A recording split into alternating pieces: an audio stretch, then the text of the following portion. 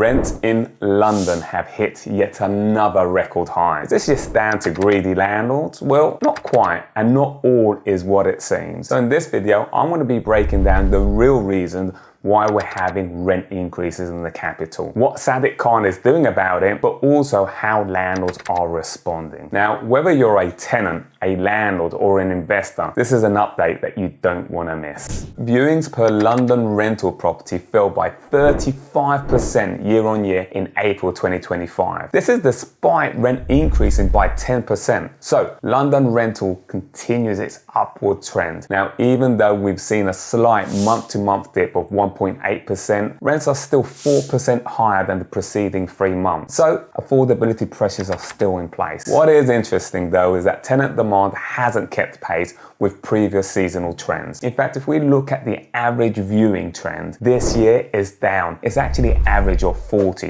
and that's down from 35% from the previous year and a whopping 40% from 2023 levels. And this data really highlights how important the right pricing is right now. So I do speak to a lot of landlords, and they go online, Rightmove and Zoopla, see a rental price very similar to their property in the same location, and say, okay, this is the price for my property. There are so many factors that play into this in terms of how long the property's been on the market. Is the real condition and the space of the property really as similar as your property? So landlords do risk having a property on the market with extended void periods if they don't get this correct. And when we look at the geography of demand, the gap between the outer London and inner London was actually surprisingly small. If we look at outer London, we can see that viewing requests is averaging around about 94. And when we look at the inner boroughs of London, well, that's just above 80. But the real standout here is Hammersmith and Fulham, topping the chart with an eye-watering 490 plus viewing requests. And if we look at Barking follows suit by 250. Now, if we look at the broader market, Rightmove offers some great data, and they're pointing out to a transition here with supply of rental properties up at 11% and tenant demand dropping at 7%. Now get this, a quarter of all listings have had to reduce their asking rental prices. Now this is the biggest proportion since 2018, and yet rental prices are still increases. From March, it was up just 0.1%. That's low, but still growth. And there could be a few things influencing these shifts. First of all, buy-to-let lending is up by 32% year on year. That's a big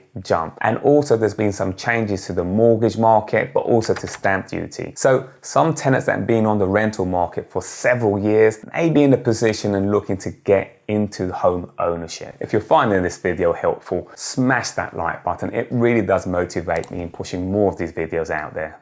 Now, while some say that the Renters' Rights Bill hasn't had a direct impact on the rental market, investors and landlords are watching closely. I'm going to share a little bit more about that further down the video. If we zoom out and look at the longer term trend, well, it's actually quite stark, because if we look at since 2020, rental prices have increased a whopping 40%. Compare that to salary increase, well, it's actually approximately 30%. That's a big gap. And that affordability issue is feeding into the market. So let's look at what landlords are doing across the country. So first of all, 39% of landlords are planning on exiting the market in the next 5 years. Now, 37% are thinking of reducing their portfolio in the next 12 months, and 6% are only planning to expand. And that's down from 18% in Q1 2022. And when it comes to sales activities versus purchases, well, 22% sold a property in the past year. Only 6% bought a new one. And amongst landlords with 4+ buy-to-let properties, well, 31% sold the property whilst 11% made a purchase. Okay, so let's dive into the real impact of these sold properties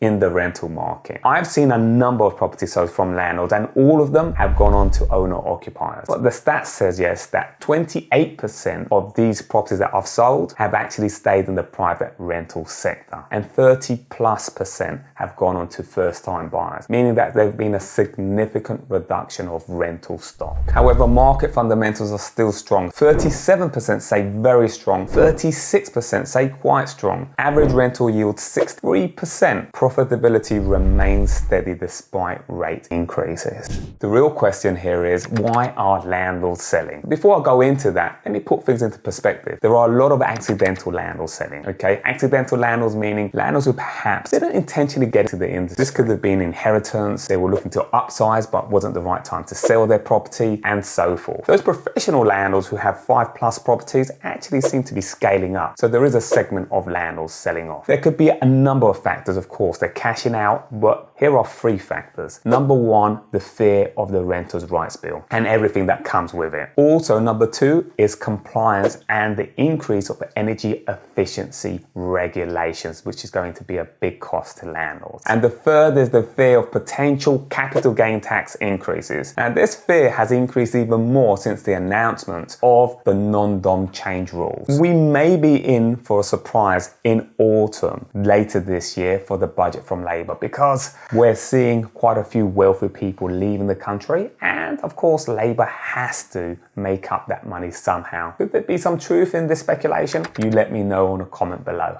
So in a nutshell, policy implications, well, supply is falling, rental demand continues to be high, and further rental stock reduction likely to lead to higher rental prices. Let's look at what our mayor Sadiq Khan is doing about all of this, because he's been quite vocal about landlords not increasing rent, but also about rogue landlords and wanting to control rents in the capital. The Mayor of London has announced to actively explore building across capital's green belt land. Khan says existing rules prohibiting development on green belt land are simply unsustainable, especially given the surging demand for housing across the city. As far as I remember, London has never really met its housing targets, despite the population growing and growing. So what City Hall has said is that we need on average 88,000 new homes per year, at least for the next decade, just to meet the demand. And Khan didn't hold back, saying, "We have young professionals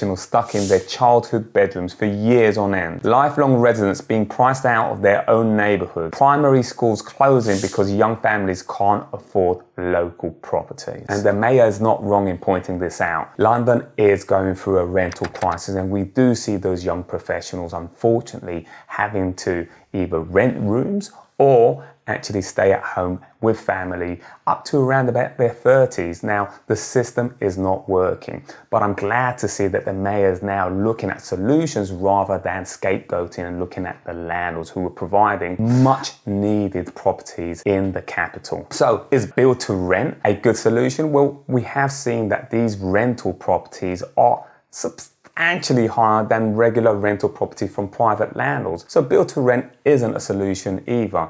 However, the mayor looking at helping developers to be able to build more homes in the capital, I think we're going down the right path, because the crisis that we're seeing is that there aren't enough homes, not only in the capital, but across the country. And so what does the mayor propose? Well, development in carefully chosen areas of the Greenbelt, done in the right way, would allow us to unlock hundreds of thousands of new homes. And the reality is that the rental market is seasonal, and we're coming up to one of the highest seasons right now, especially when it comes to London, which is the end of spring and going into summer. There's different reasons for that, but mostly it's going to be because of international students, of course, wanting to get into those prestigious universities. And they really do outbid working professionals who already live here in the capital. The fact that the market changes so quickly absolutely means that you should subscribe to this channel to make sure you're up to date.